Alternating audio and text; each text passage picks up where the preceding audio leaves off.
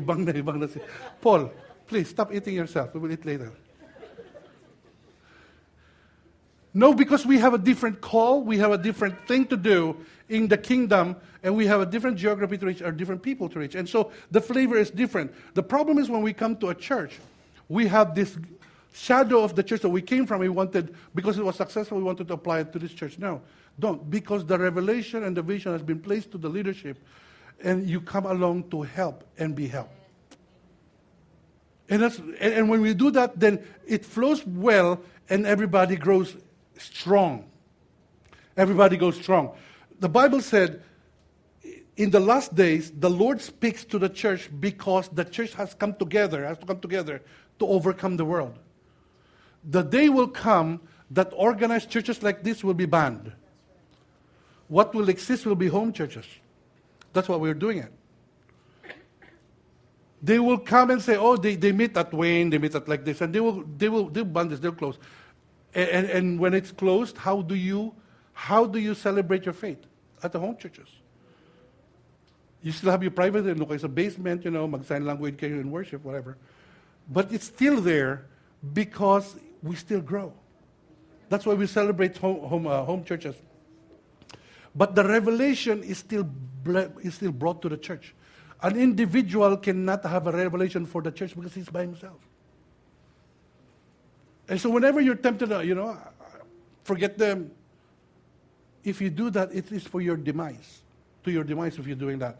Always find yourself a place. Always find yourself a place. Because it's very, very important.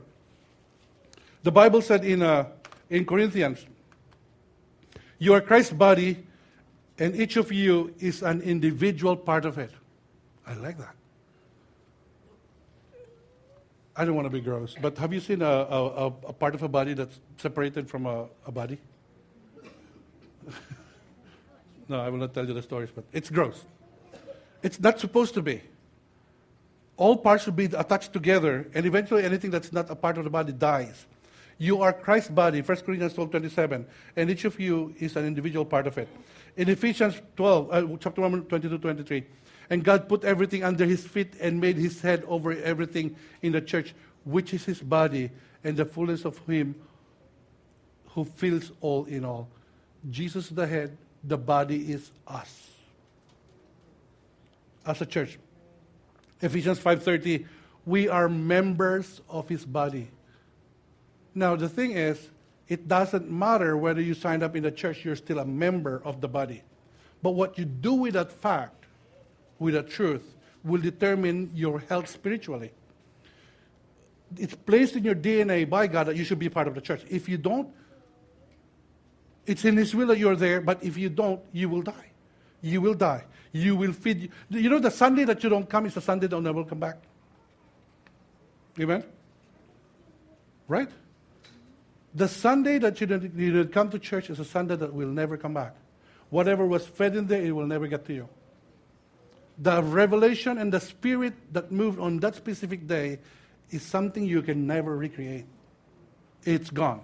It will never come back. Now, the Bible said, whenever 2 or 3 are gathered together, I am there in their midst.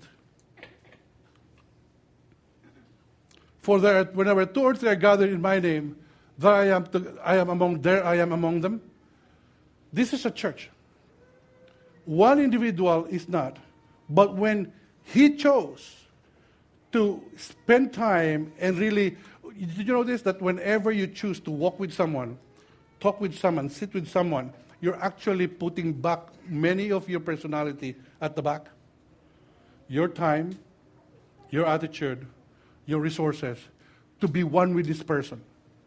And the Bible said whenever 2 or 3 are gathered in my name, Jesus comes to become the 3rd or the 4th person. Interesting. Very powerful. If I am walking down the street and I see my brother or sister, and we come together and sit down and just chit-chat, a little chit-chat, the Lord just blessed me, blah, blah, blah. Suddenly he becomes the 4th person there, listening and encouraging. And remember, the church is a place of revelation, right? And then you start revealing things. You start blessing people. I suppose you nakita mo yung kapatid mo sa kalsada and start having gossip, Jesus don't show up there.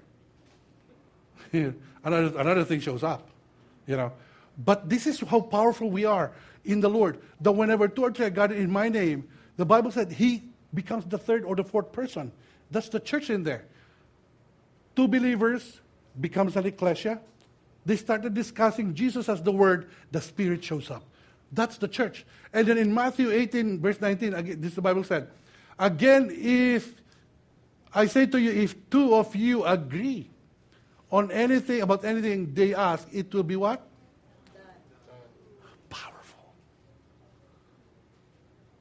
I can actually sit down with my brother, and the word here is the word used for symphony.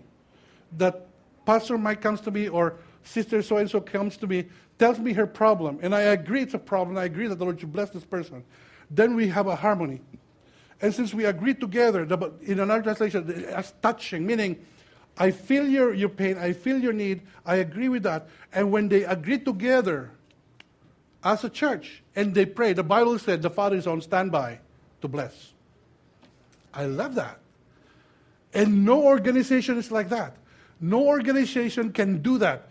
Only the church, the believers, when they gather together.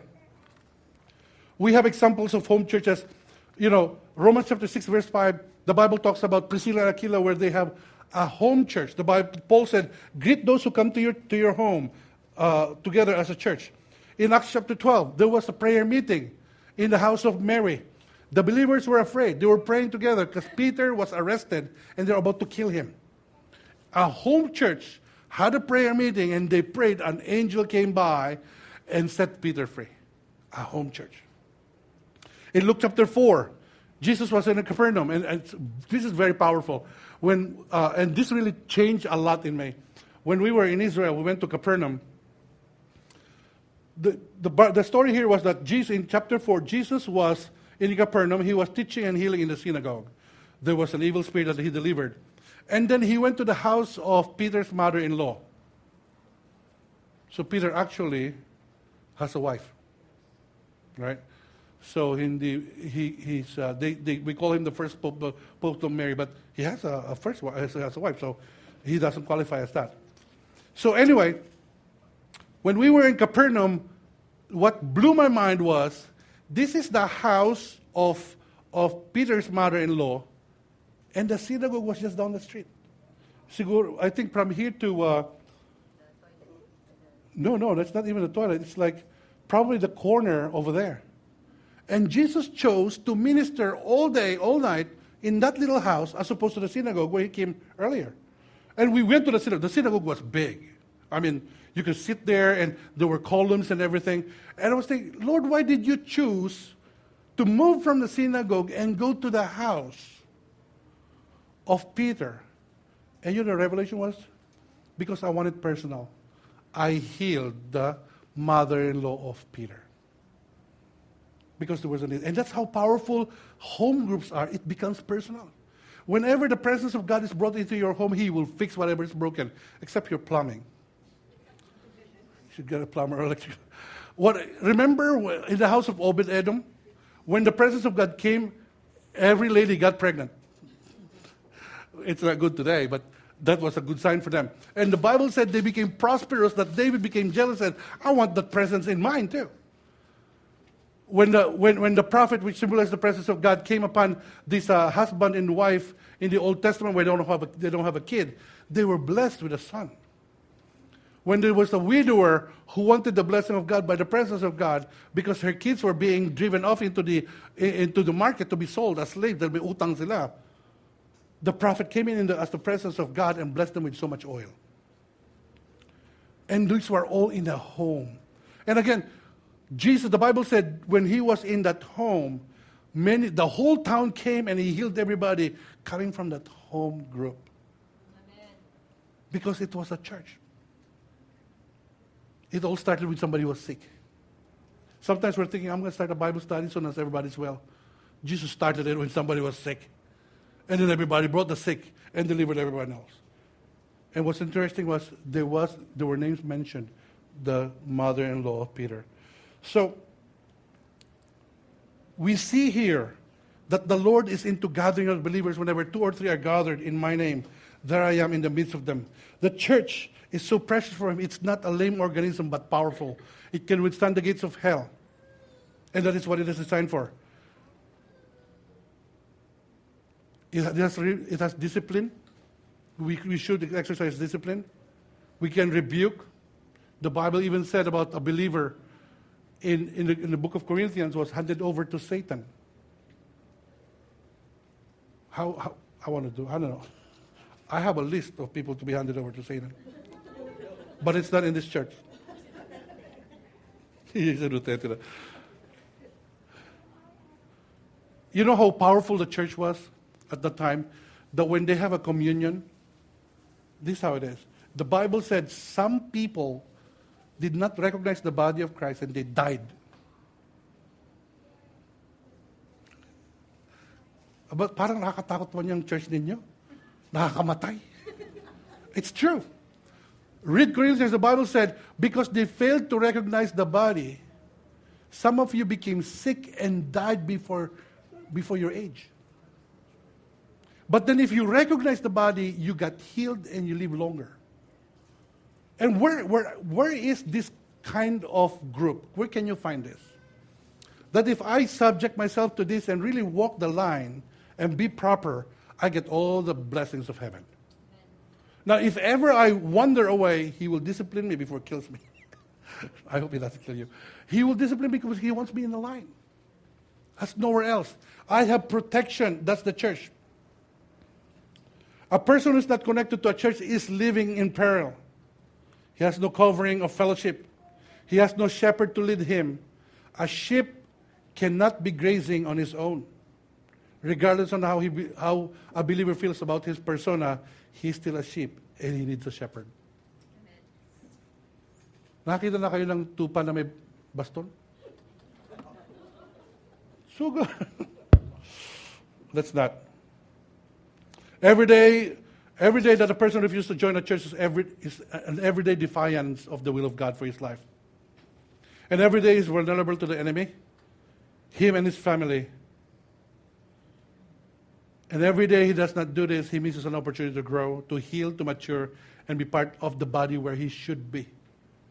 Where he should be. I'm telling you, you have no other place to go but a church. If you don't like this church, there's another church. Just get yourself into a church. Line up with a church and grow.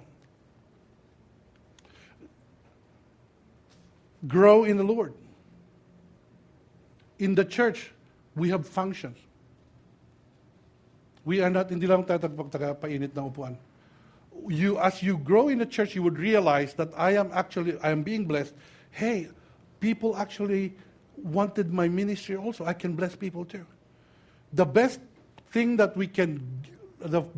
gift that you can give to people is you discover who you are and give what you can give.